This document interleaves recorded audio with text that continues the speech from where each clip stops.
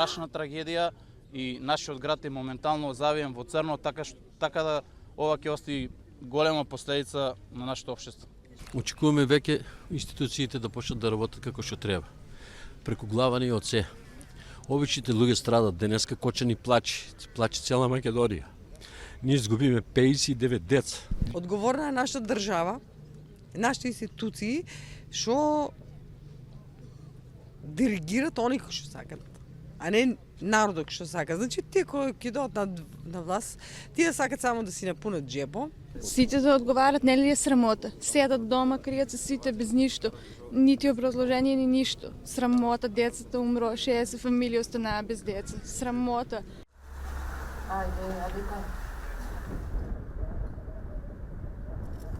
Едночко ми беше што да правам, дека ти идам срото живеам.